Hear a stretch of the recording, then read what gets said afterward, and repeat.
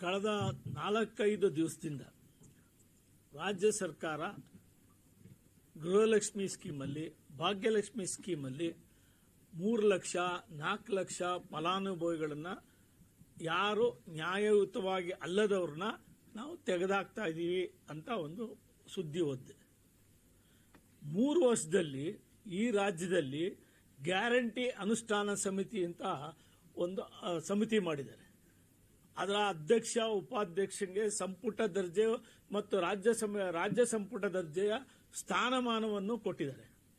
ಇಡೀ ರಾಜ್ಯದಲ್ಲಿ ಪ್ರತಿಯೊಂದು ವಿಧಾನಸಭಾ ಕ್ಷೇತ್ರದಲ್ಲೂ ಕೂಡ ಅವರುಗಳಿಗೆ ನೇಮಕ ಮಾಡಿ ತಿಂಗಳಿಗೆ ಸಂಬಳ, ಪ್ರವಾಸ ಭತ್ಯ, ಈ ರೀತಿಯಾದಂಥ ಸವಲತ್ತುಗಳನ್ನು ಕೊಟ್ಕೊಂಡು ಅವ್ರನ್ನ ಸರ್ಕಾರದ ತೆರಿಗೆ ಹಣದ ವೆಚ್ಚದಲ್ಲಿ ಬಹಳ ಸಮೃದ್ಧಿಯಾಗಿ ಪೋಷಣೆ ಮಾಡ್ತಾ ಇದೆ ಈ ಸರ್ಕಾರ. ಕಳೆದ 3 ವರ್ಷದಲ್ಲಿ ಈ ಸಮಿತಿ ನ್ಯಾಯವಾಗಿ ಕೆಲಸ ಮಾಡಿಲ್ಲ ಅನ್ನೋದಕ್ಕೆ ಇವತ್ತು ಸರ್ಕಾರ 4 ಲಕ್ಷ ಜನ ಯಾರು ಗೃಹಲಕ್ಷ್ಮಿ ಯೋಜನೆಯಲ್ಲಿ ಅಪಾತ್ರರಿದ್ದಾರೆ, ಯಾರು ಅನರ್ಹರಿದ್ದಾರೆ ಅವರುಗಳ ಹೆಸರನ್ನು ತೆಗೆದುಹಾಕ್ತಾರಂಥದ್ದು. ವಾರ್ಷಿಕವಾಗಿ ಈ ಸಮಿತಿ 35 ಕೋಟಿ ಮೇಲೆ ಖರ್ಚು ಮಾಡ್ತಾ ಇದೆ. ಕಳೆದ 3 ವರ್ಷದಲ್ಲಿ ಸರ್ಕಾರ ಇವ್ರ ಮೇಲೆ 100 ಕೋಟಿ ಖರ್ಚು ಮಾಡಿದೆ ಇವ್ರನ್ನ ಸಾಕಕ್ಕೆ. ಇಷ್ಟು ಖರ್ಚು ಮಾಡಿದ ಸಮಿತಿಯವರು ಒಂದೇ ಒಂದು ಹೆಸರು ಸೇರಿಸಿದ್ದಕ್ಕೆ ದಾಖಲೆ ಇಲ್ಲ. ಒಂದೇ ಒಂದು ಹೆಸರನ್ನ ಇವರು ಅರ್ಹರಲ್ಲ, ಇವ್ರಿಗೆ ನಾವು ಕೊಡ್ತಾ ಇರೋದು ತಪ್ಪಿದೆ, ಇವ್ರು ಈ ಪಟ್ಟಿಲಿ ಇರಬಾರ್ದು, ಅದರಿಂದ ಇವ್ರನ್ನ ತೆಗಿತಾ ಇದೀವಿ ಅಂತ ಒಂದು ವರದಿ ಕೊಟ್ಟಿದ್ದ ಮಾಹಿತಿ ಕೂಡ ಇಲ್ಲ. ಒಂದು ಪತ್ರಿಕಾಗೋಷ್ಠಿ ಮಾಡಿ ಯಾವುದೇ ಒಂದು ವಿಚಾರದ ಬಗ್ಗೆ ಈ ಸಮಿತಿಯವರು ಇವತ್ತವರೆಗೂ ಏನೂ ಹಂಚಿಕೊಂಡಿಲ್ಲ. ಅವ್ರಿಗೇನಾಗ್ಬಿಟ್ಟಿದೆ ಅಂದ್ರೆ ತಿಂಗಳು 5 ಲಕ್ಷ 6 ಲಕ್ಷ ಸಂಬಳ ಕೊಡ್ತಾ ಇದ್ದಾರೆ.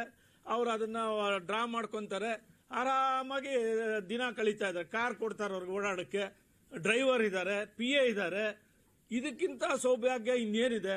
ಅಂದ್ರೆ ತೆರಿಗೆ ಹಣ 100 ಕೋಟಿ ಜನ ಕೊಡಬೇಕು, ನೀವು ಗ್ಯಾರಂಟಿ ಅನುಷ್ಠಾನ ಮಾಡ್ತೀವಿ ಅಂತ ಅನರ್ಹ ನಾವು ತೆಗಿತೀವಿ ಅಂತ ಸರ್ಕಾರಿ ಅಧಿಕಾರಿಗಳು ತೆಗಿತಾ ಇದ್ದಾರೆ.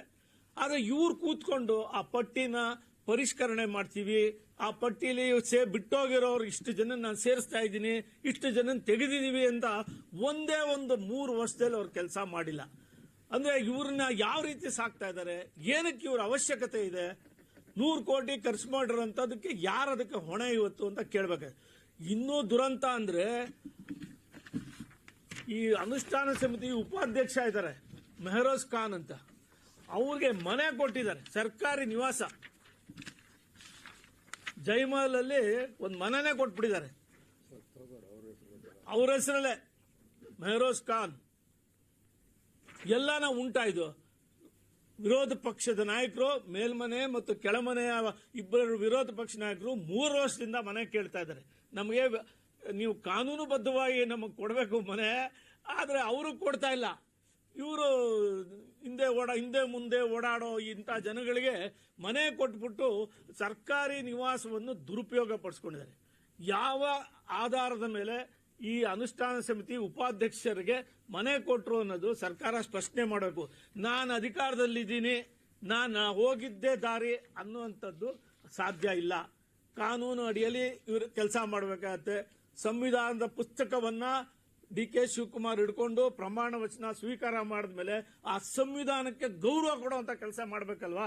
ಇವರುಗಳಿಗೆಲ್ಲ ನೀವು ತೆರಿಗೆ ಹಣನ ಪೋಲ್ ಮಾಡ್ತಾ ಇದ್ದೀರಾ, ಅವರುಗಳಿಗೆಲ್ಲ ಮನೆ ಕೊಟ್ಟಿದ್ದೀರಾ. ವಿರೋಧ ಪಕ್ಷದ ನಾಯಕರು ಮನೆ ಕೇಳಿದ್ರೆ 3 ವರ್ಷದಿಂದ ಸತಾಯಿಸ್ತಾ ಇದ್ದೀರಾ.